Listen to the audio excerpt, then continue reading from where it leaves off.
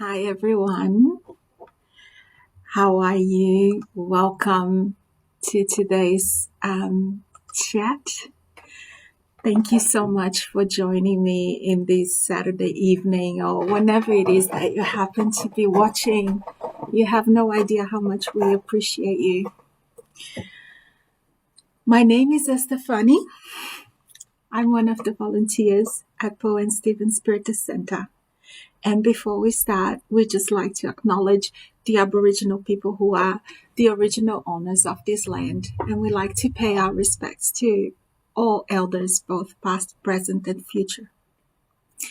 So we like to start always by letting go of all the busyness of our daily lives and let go of all the stresses of living in the world today. And we like to unite our vibrations and focus on this chat, which I'll do my best not to make it take too long. I know last time I went way over. Fingers crossed, I'll keep it together this time.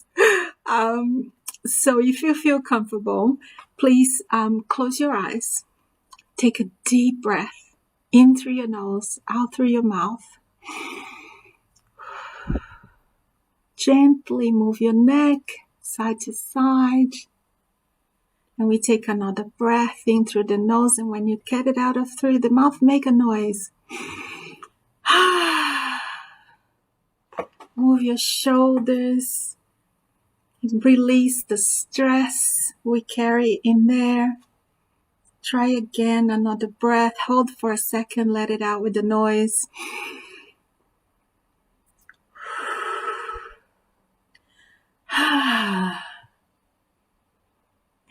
And let's unite our hearts in the vibration of peace and learning of this session. And we start with the prayer taught to us by our beloved teacher and brother Jesus. Our Father who art in heaven, hallowed be thy name. Thy kingdom come, thy will be done on earth as it is in heaven. And give us this day our daily bread, and forgive our trespasses, as we forgive those who trespass against us. And lead us not into temptation, but deliver us from evil. For thine is the kingdom, the power, and the glory forever and ever. So be it. You may open your eyes again. The topic for today is Jesus is always with us. And every week when we do these, we have multiple ways of approaching the topics. As those of you who watch both the English and the Portuguese will realize very quickly. And I think this week even more so was the case with this topic, because it opens so many doors, windows, and avenues we can go through. And I have picked just a couple to touch on today. The first one I wanted to talk about is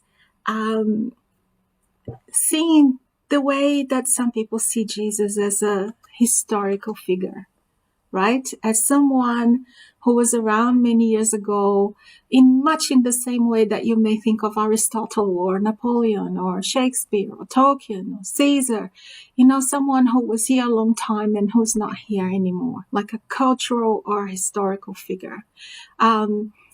So I know this is a grossly simplistic way, but, a lot of people think that Jesus was someone who was here about 2021 years ago, and he lived in a certain area of the world. He had some novel ideas, which gathered him a lot of followers.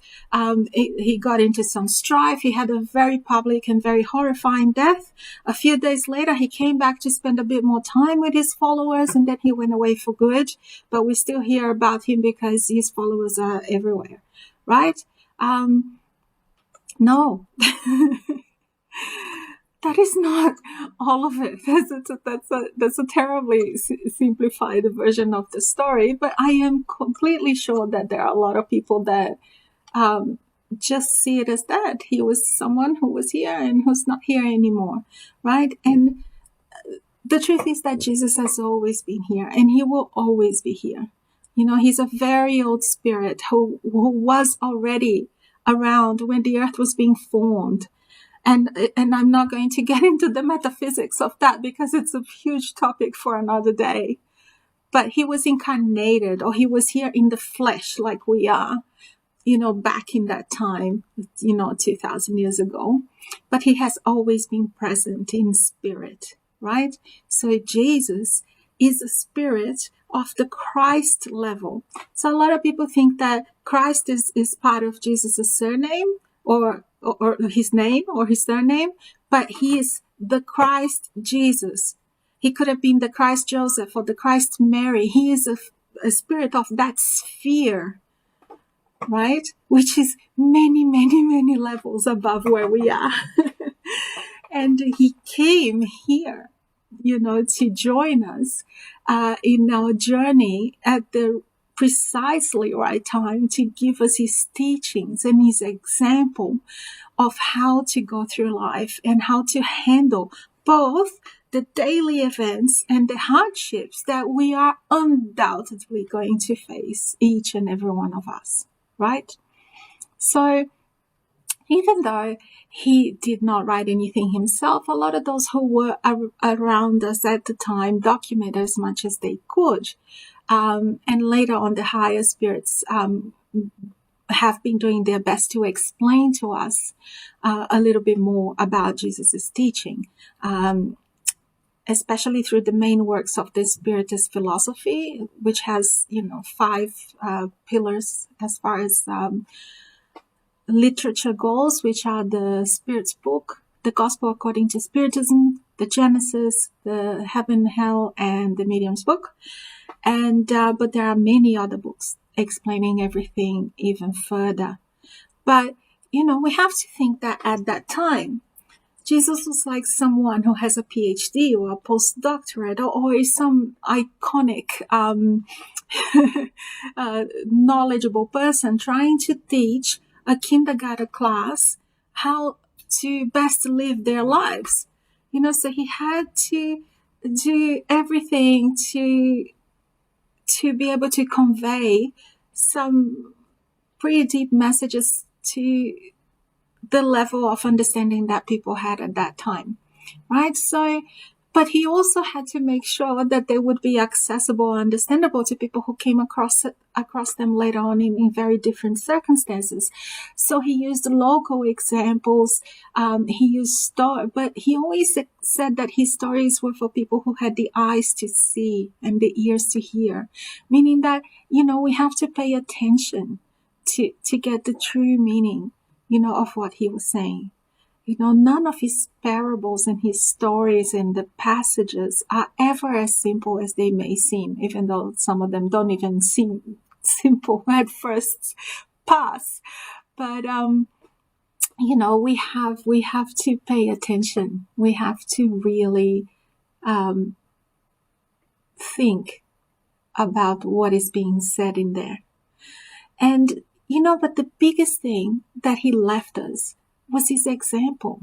It was how he dealt with everyday life, how he dealt with difficult situations, how he dealt with difficult people, how he dealt with his hardships. There was a teaching in his every gesture and his every word.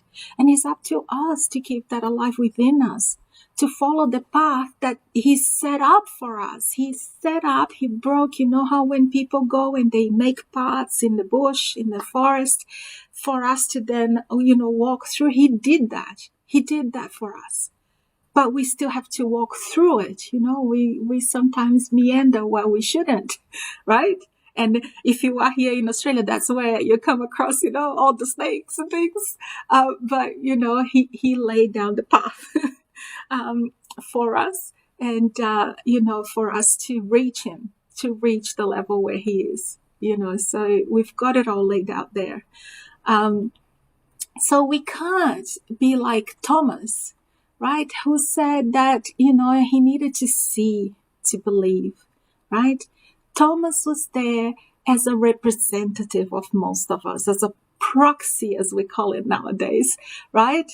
And Jesus showed him that it was him through his wounds, But in this day and age, we do not have that excuse. We live in a world where everything is dependent on Wi-Fi and electricity and waves and all kinds of things that we have no idea. We have not seen them, but we know for sure that they're working, because we know for sure when they're not working, everything falls down, isn't it? So we don't, Jesus said, blessed are those who believe. Sorry, there's a hair in my eye. Blessed are those who believe without seeing. So, we have to be those people, like we've got enough knowledge, we've got enough proof, we've got, we've got enough time that has elapsed since that we can see the results.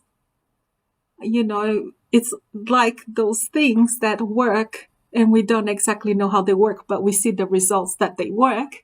When we follow the examples and the teachings of Jesus, we will see the results. We will live the results, right? And so he is no longer here with us in the flesh. He is also not with us how he was with the disciples as a materialized spirit. But he is with us every day, all the time. What we actually have is to actually be with him. It's us. It's us who are blocking sometimes that way, that relationship. If we open ourselves to Jesus, Jesus will always be there for us. Always. The other sort of area that I thought was worth mentioning is that, people tend to think of God or Jesus only when they're in trouble, right? When everything is going well, then, it's our doing. And then when everything goes to hell, it's like, how could God let that happen? People become angry and turn their backs and say, all sorts of things. And, it is reflective of, where we are in our stage of revolution, because the thing is that God, with Jesus' help, gave us this most perfect planet with the most beautiful nature and animals and food and all sorts of conditions for us to come and complete our quest or our journey towards perfection, or, our journey of evolution. But they also gave us free will. And making full use of our free will, we often proceed to destroy everything, all the amazing things that are given to us, including our relationships and the people around us. So, and then when we don't like the results, we like to blame someone else for it, right? We are literally the little kid who makes a mess and then blames the dog for it. So I'm not actually accusing or pointing fingers at anyone for being personally to blame for anything that happens. But basically, we do need to realize that we have a choice in how we react to what happens in our lives. And, we have lots of choices a lot of the time, but sometimes there aren't all that many choices. But the one choice that we always have is the choice of how we're going to go through things, how we're going to behave through our hardships or behave through our daily lives with the people that surround us, with the world that we've been placed in, right? So some of us choose to deal with what happens with hate, with fear, with jealousy, with pettiness, but then we have to live with the consequences of those choices. It's simple as that. We can also choose love and forgiveness, which is what Jesus insisted on again and again through all of his teachings, as the only way to live and let live. And then we'll live with the consequences of those choices. It is always up to us what we'll have to, how we're going to deal with. It's not always our choice what we have to live through, but it is always our choice how we live through it. So we can choose to look for ways to help our situation. We can choose to find ways to help other people with their situations. It's like St. Francis said, it is in the giving that we receive, right?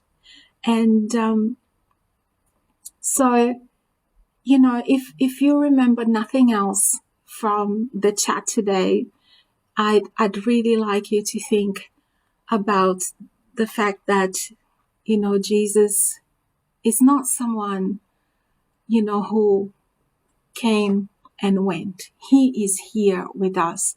So next week, when it's Easter and you see a lot of images of the cross, don't just think of Christ or Jesus in the cross. Think of him as our guide who opened that path for us to walk through, who showed us the way, who gave us the examples, who left us all sorts of teachings, right?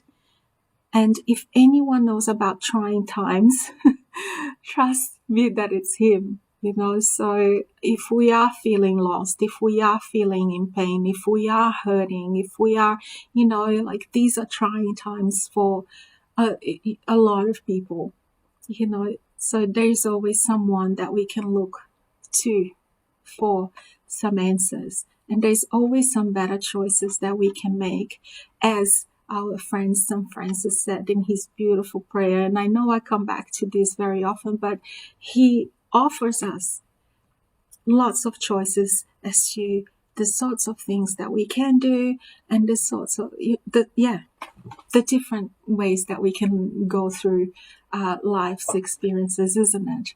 So I'm going to go through that. Now, if you know the words, you can pray along with me.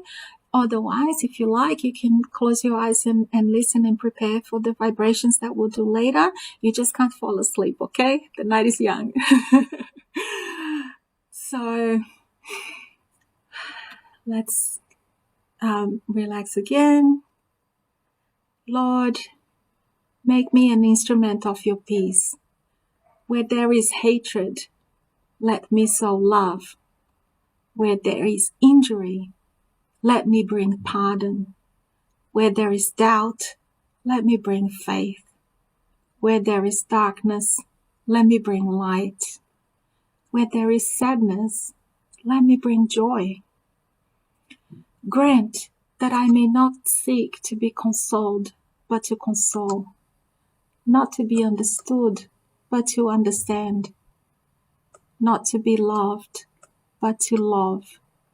For it is in giving that we receive. It is in forgiving that we are forgiven. And it is in dying that we are born to eternal life. So let's take a moment now to share our vibrations with the world, our good vibrations. Let's imagine a bright white light starting from our hearts, a light that is full of love, full of our best thoughts. Let's imagine it running through our veins to every part of our body, healing everywhere it reaches. Let's visualize our body having so much light that it emanates from us. And we're able to send our light, love, and good vibrations to all of our brothers and sisters who are currently going through tough times all over the world. All of those who are currently sick or are going through natural disasters, or their countries are going through also all the kinds of strife. Let's send them love, let's send them light, let's send them from our good vibrations. We have more than enough. It is in giving that we receive. The more we send, the more we have. We can send light to those brothers and sisters who may be contemplating ending their lives, or at least this current incarnation, or the ones who are ruining their lives with vices. Let's send a lot of light to those who have already done wrong and maybe are living the consequences of those mistakes. Because those people who we don't necessarily like, or who are not quite in the right path yet, are the ones in the most need of light to guide them to a better way. So let's send them light, let's send them love, let's send them good vibrations. Because our vibrations are joining together, we are able to send our love to our whole planet.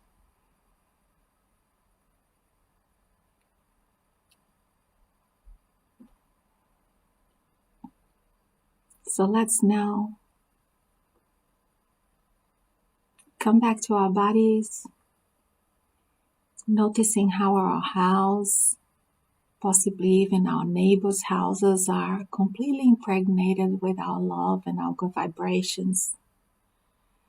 And hope that it stays that way for many days to come. You may open your eyes again. If you have your water ready, you can have a drink of it, knowing that it also received the love and good vibrations that we sent just now. If you didn't have the water, make sure that you have it ready next time. Or you can watch the recording again. You can go get some water and then watch the recording and go through the meditation again. Or you can just do your own. It was only just such a quick one there. You can definitely make it part of your daily practice to do this each day. Maybe when you wake up, maybe before you go to bed, maybe both times. It's a very good practice for ourselves and to share whatever we have, all the good that we have inside ourselves with the world, because we know that the world needs a lot of that at the moment. I would like to wish you all an amazing weekend and a week to come, or maybe 2 weeks to come, because as I mentioned previously, next week is the Easter break and we will not have any new content. So we'll come back the next Saturday, right? But we have in our site, in our Facebook profile, 1 whole year's worth of these chats. So I am absolutely sure that there are some that you haven't watched yet, or some that you watched a long time ago and perhaps you can catch up on, that you can watch again. You are no longer that same person. So you can sometimes listen to the same thing and get brand new learnings from it, But yeah, that's it from me. And I just would like to wish you all the best and that you take care. And we'll see you next time. Much love.